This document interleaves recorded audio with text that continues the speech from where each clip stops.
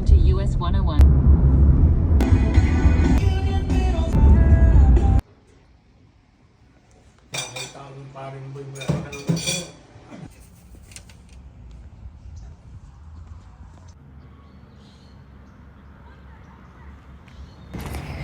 So, andito tayo ngayon sa Patterson. Wow.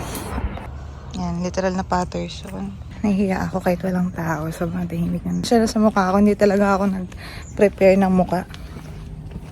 Nag-prepare ng mukha. So, dati talaga akong nag-vlog na po ako dati. Pero, tinanggal ko lang dati yung kasi nahihiya ako. Nagkikringe ako sa sarili ko. Tapos, sabi ko, try kong magbalik ulit mag-vlog. Kasi sayang yung opportunity na hindi ko din kasi akalain na makapag-Amerika ako. So, walang masyadong tao dito naglalakad. Nahihiya ako. Ngayon lang ulit ako nakapag-vlog. Ngayon nakapag-Amerika na tayo. Pero pangarap talaga to ng tatay ko. Parang Ayala Alabang vibes. So, parang medyo hindi siya kakaiba sa akin. Parang gano'n. Pero tingnan natin, ang kakaiba dito yung mga autumn trees. Kinakabahan ako. Nahihiya ako mag-isa.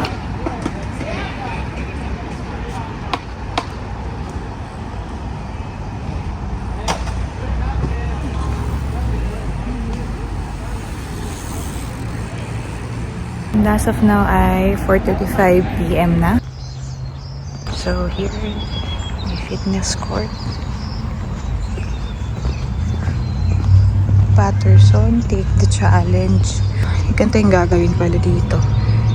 Hindi ko kaya ito, baka ma-aksidente tayo dito. Best outdoor gym, welcome to fitness court. Around sa area daw nito, medyo maraming Mexicans.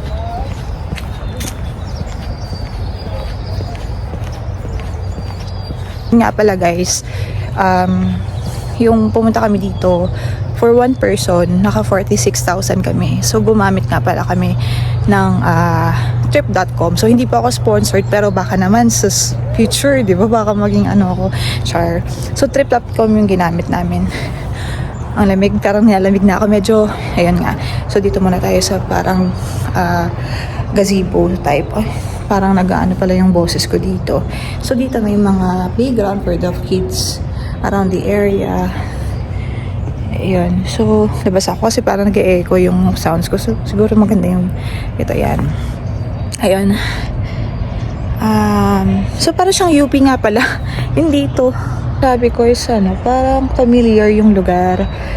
Siguro kasi yung konsepto ng plano saka ng building structures natin is pinattend sa Amerika, di ba? City na to, more on suburb siya.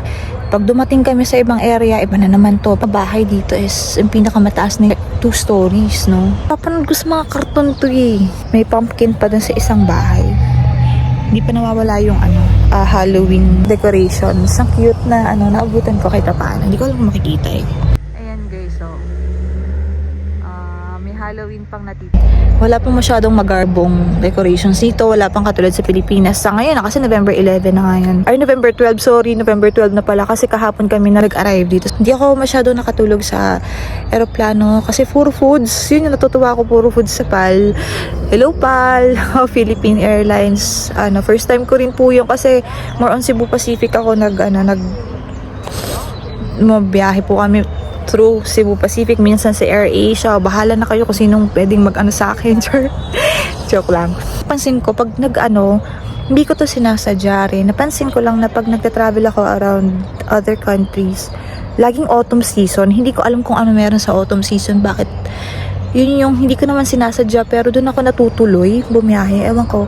So, baka merong something yung red trees, maple trees sa akin. Charot. Ayun, balik lang tayo sa ating pinag-stayan, guys. Bye-bye. On the way, may nawawalang ala, chiwa. Tapos yun nga, may mga cactus.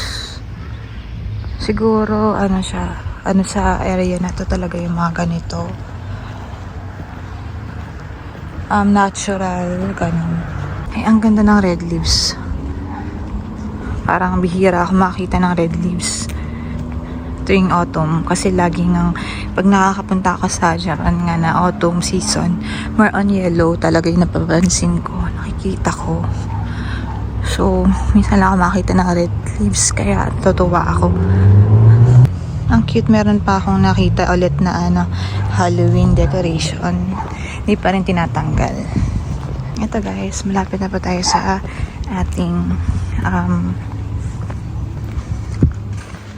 pupuntahan na. Ay, ang cute. Ay, may pusa. Ang cute.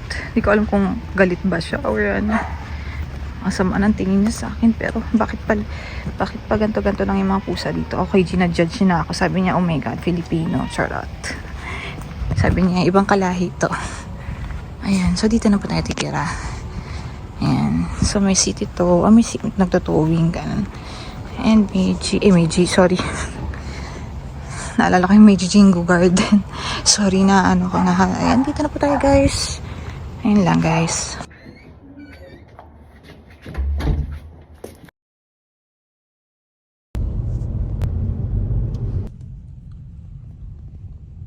Ayan, dito na po tayo sa Walmart.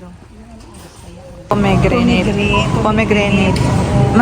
Sustansya ka na. Ay, kasama po nga. Hi. Mame.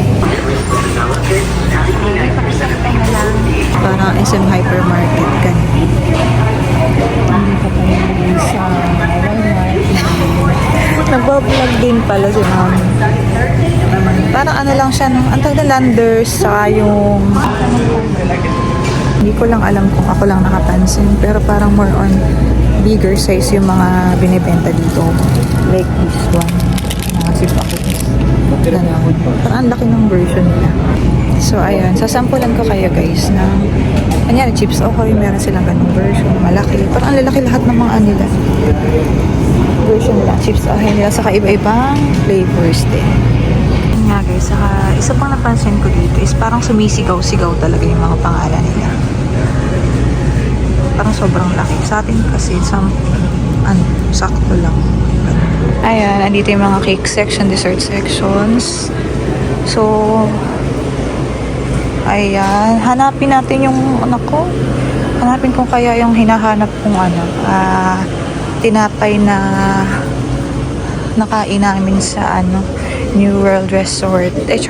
Hotel pala eh.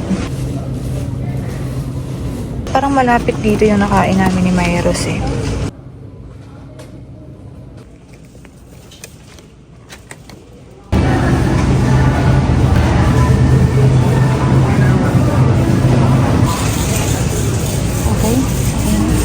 Meron hair color and mga personal toiletries. Ganun.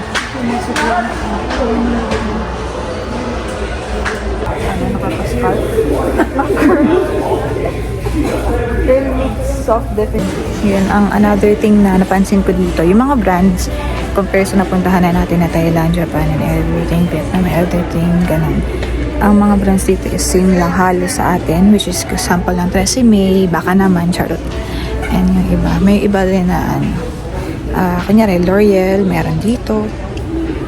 May mga iba-ibang brands na ano, na same sa atin. Ang dami nga lang pwedeng pagpilian. Kaya nakakalito. Nagbebenta rin na sila ng mga ano, Christmas decors sa ngayon. Ayan. Sumisigaw talaga yung mga ano nila, pricing. Ang laki niyan. Ayan, yung mga ayan, lumalaki tuloy. Ang laki talaga ng pricing ng ano nila, tags nila. Tapos yan, may decors na rin dito, Christmas decor. Sa mga makeup, ayan, naka-secured yung mga makeups nila. Mga ano na dito. Para sure na walang makakakuha or testing. Wala silang tester na. Another thing nakakaiba sa akin. Ano pa ka ng pantulog? Yung mura lang. Ano yun? Talaga? Ha? Mura daw? So parang ang masyadong bakante pa nga yung ano natin, cart natin kasi dati punong-puno to. Yung sa Thailand, hanggang dito, maapaw-apaw na dito. Ito na naagawan tayo ng baka. Ay, pinapaalala pa yun sa Thailand. Pero dati grabe talaga dito. Kaya talagang nararamdaman kong nag-a-adult na si Mayros. I'm happy for being English. Ayoko na. Ayun, nandun naka-display. Takis. Tapos, yun usually yung ano nila. Ito yung pinapang-ano nila. Pang ganon-ganon. Ganon-ganon. Meron pa rin silang chicharon dito. Kasi nga, yung Mexican community yata. Chicharones. Nagmi-mix yung andito eh. South American vibes. 250. Tapos 545 ang mas malaki. Ano yung version? Ano to? Soy cream. Ayaw mo ng lemon? Hindi try dito. Para maiba naman. Yung alamig-labig na nga, tapos mag-ice cream pa kayo. Parang sa Pilipinas, magkakape na nga, tapos ang init-init. Ganun talaga tayo. Parang hirap mag-ano. Parang paubos tong chocolate. Ay, sige. Sige, baka masarap nga yun.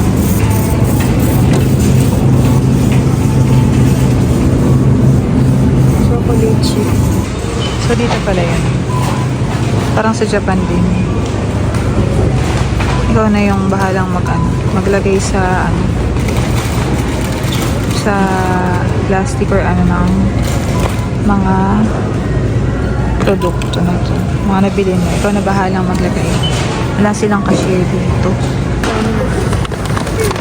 So, ayan po guys. Ayan. Para sa Japan din. Sorry. Ayan. So, ayan. Tapos na po tayo sa pag-Walmart. So, at 7:49 PM, tapos na po kami mag-grocery. Napansin ko is may baller talaga sila. At saka yung blind steps for the blind.